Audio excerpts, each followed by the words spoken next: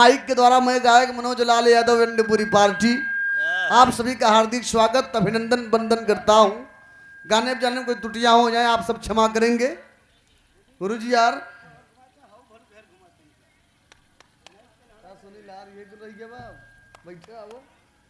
आओ दंड बिरोहिया से हमारे धर्म के पिताजी श्री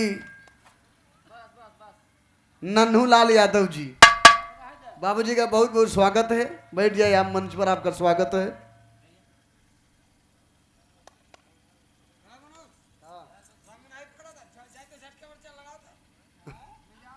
गुरुजी यार देखो भैया इस जमाने में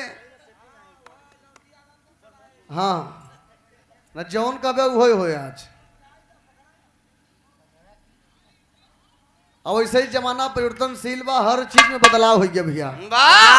खान पान में भी पहले के खान पान रहा दूध घी मलाई चना मटर जौ बेरना एक पुरनिया खात रहे ओके पचावे के क्षमता रहे। खात रहे तब 12-12 ठे लड़कियां हुआ होत रहे। अब आज वालन के न पचे अब 2 रोटी खा में कुल्ला कह देते हैं। शुद्ध अगर दूध 1 पुआ 1.5 पुआ मिल जाए तो के पचाए न पही तो उतना खात रहे तो उतना खटत रहे। उतना करत रहे। 1 कुंटल के नाल जोड़ उठावत रहे उतनी ताकत रही खुन्नी। 1 किलो बब्बा लोग तीसी के तेले में 1 कोचा सान के नाश्ता लेते रहे। अरे बाप रे खुन्नी जमाना रहा। अब यह समय तो आदमी चाउमीन मंचूरियन अंडा रोल इडली डोसा फुल्की चाट पे चले तरामा भैया तब 2 ठेवनी में कुड़ुक हो जाता है सब। तो वैसे पहनावा भी रहा। मेहरारू यहाँ तक कपड़ा पहनत रहन ब्लाउज बाजू बंद ओके बाजू बंद लोग कहत रहे। पूरा बदन ढका रहे। सभ्यता रहा लोग घुघुट काट के चले। लेकिन अब फैशन बढ़त चला गवा धीरे धीरे। कपड़ा घटत चला कपड़ा कटत चला गा कटत कटत कटत कटत कटत कटत अब यहाँ तक आई गया बा बाही तक। अगर आज के मेहरारू हाथ उठाए दे अगर तो खौरी के बार सरवा लोग लगे भीतर का पहने हैं बहरे से सब लौकता। चिकनी चमेली वाली साड़ी चलता है समय। जमाना फैशन में परेशान बा दद्दा कथन। अरे तो सच्चाई जो देखी तो कहबे करी ये तो बुढ़वर का आँख से कई बदे बनाबा। और गाना बजाना में भी अंतर आ गया। पहले गीत रही बहारो फूल बरसाओ मेरा महबूब आया है। आज मेरे यार की शादी है फूल तुम्हें भेजा हूँ खत में फूल नहीं मेरा दिल है। 100 साल पहले हमें तुमसे प्यार था आज भी है और कल भी रहेगा। अरे बाप रे खुन्नी कितना दिन जियत रहा भाई। कतम कतम थोड़ा सा दिमाग डिस्टर्ब हो गया था कि यार 100 साल पहले वो प्यार करता रहा आज करता 100 साल बाद करते ही रहे। खुन्नी का भूत उतरा काऊ नहीं यार। वो भगवान से प्यार करे रहा। यहाँ आध्यात्मिक भाव है। तो बहुत बहुत गीत आई। गाना बजाना में भी अंतर हुआ और वैसे में नए जमाने में भोजपुरी में बड़ा बड़ा तरज बजता जिससे में खुन्नी जय गुरु जी।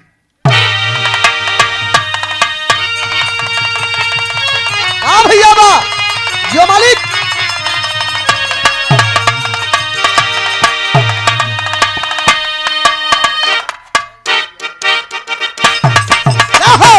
क्या बात है क्या बात है।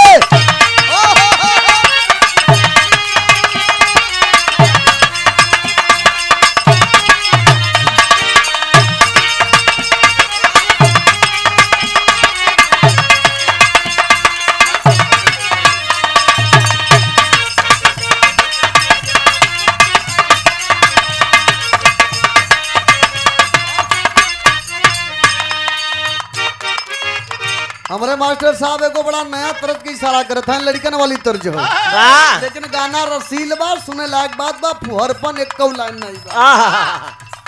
कोनो मेहरारू बड़ी सुघर है एकदम गोर अंगार अगर अंगूर मतीन हाय हाय रे तनिक अगर को चुटकी आई दे तन के चिकोटी कालत खून फेंक दे। अपने दुल्हा से कहे पिया सब कुछ हमें ले आए के ते तू पाउडर तेल क्रीम गहना गुड़िया मिठाई रुपया पैसा यहाँ तक कि इतवार मंगर जब देखा हम नजर आने रही थे तो नजर का टीका अब न लगाई कुल मिलाई जुलाई के खे करिए साड़ी लिया के दे देते बड़ा निक रहे मंगेबे का तरीका है रही नई हर में लइकन के पहला पसंद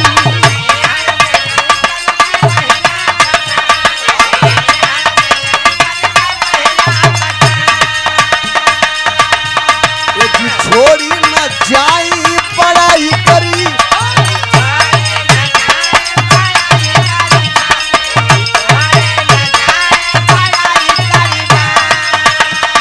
अरे ए राजा रही नैहर में लइकन के पहला पसंद जी छोड़ी न जाई पढ़ाई करी बम न होके कंट्रोल ईमान जाले डोल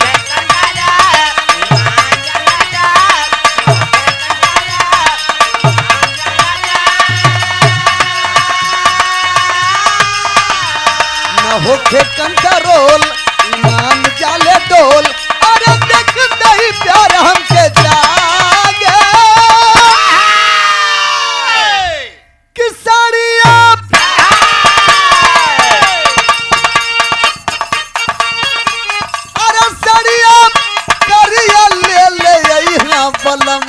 नजरिया नाला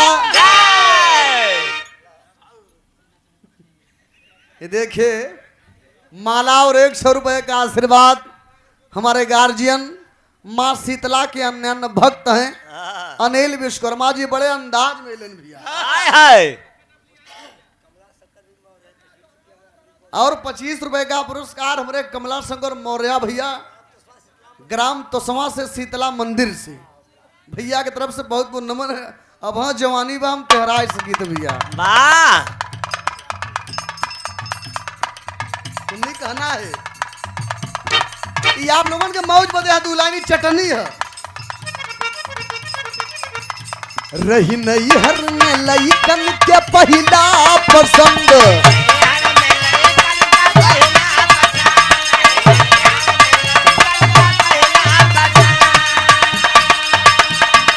छोड़ी न जाई पढ़ाई करी बंद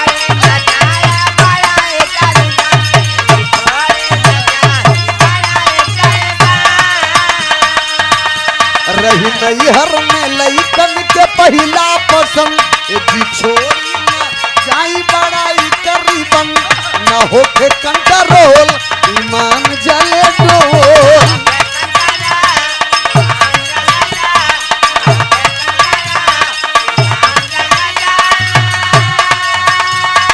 होके कंट्रोल ईमान जले डोल अरे देख नहीं प्यार हमके जागे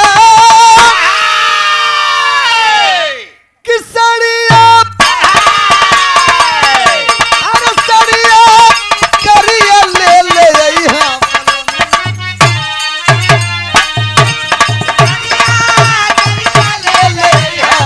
पलमुआ नजरिया ना लागे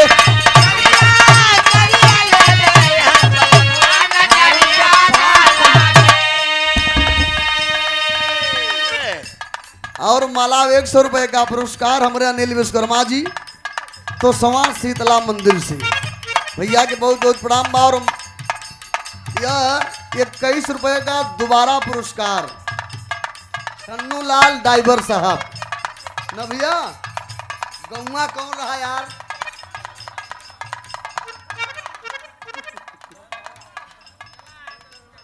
अच्छा बनतरवा से छन्नू लाल ड्राइवर साहब भैया की तरफ से यह पुरस्कार रहा सड़िया करिया ले ले आया बलमुआ नजरिया ना लगे नजरिया ना लगे समरिया जाई बजरिया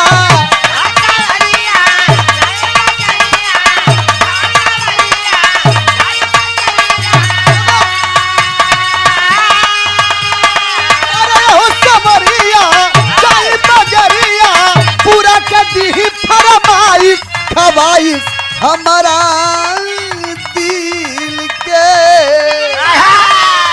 राजा जी बुझी दिल के जब भरे राउर नैन तो हो जइबा बेचैन।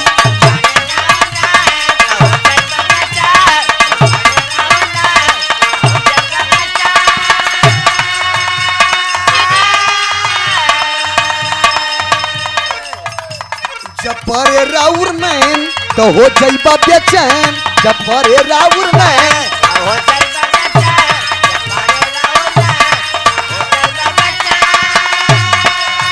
अरे बैठवले रहा अपना आगे रजैया रजैया बढ़िया ले ले अइहा पलमुआ जाड़ा ना लागे। रुका रहुआर ई पावर ब्रेक हो हाँ मार दे गाड़ी खड़ी हो जाएगी। हाँ, जब मोबिल छू जाए तब जल में पट्टे।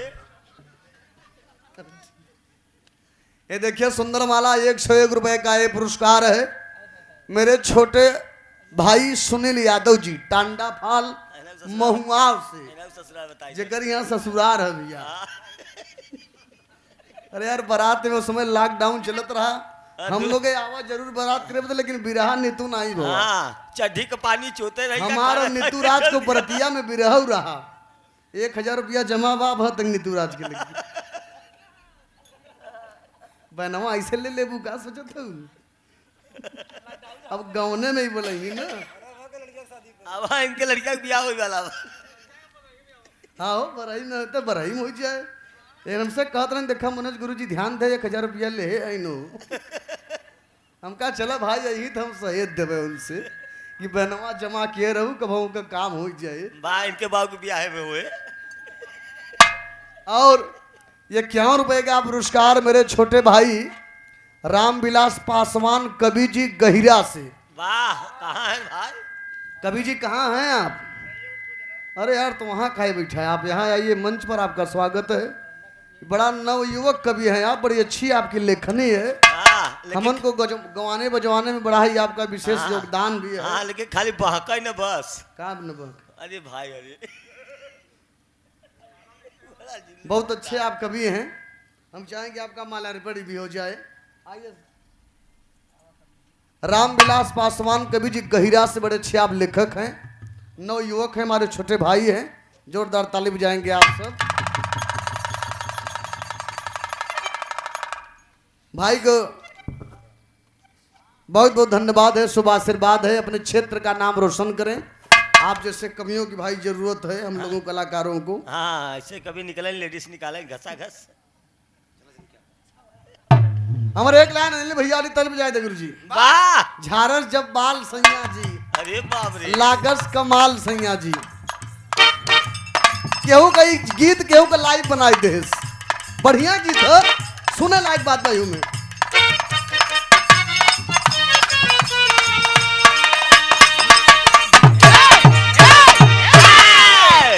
वो गीत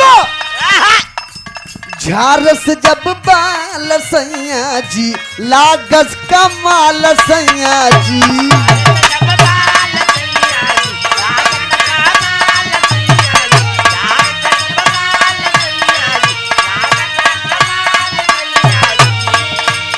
अरे बगली से निकाल सैया जी उड़ावस रुमाल सैया जी।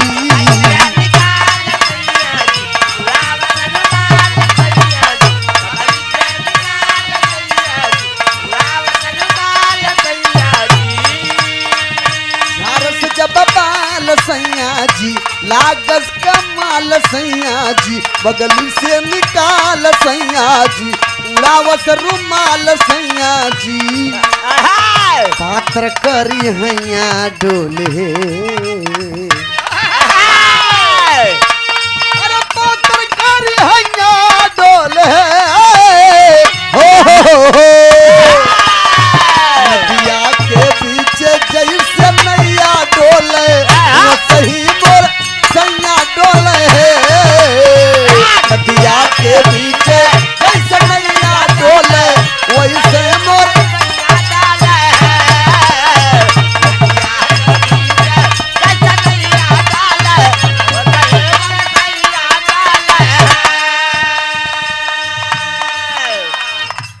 51 रुपए का पुरस्कार मेरे छोटे भाई राहुल यादव जी नवडिहवा से।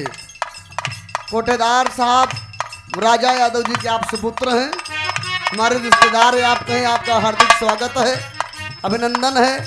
साथ साथ सब भैया लोगों से बहुत बहुत नमस्कार प्रणाम है। वाह अरे पातारा पियावा में बहुते बा मजा रामा,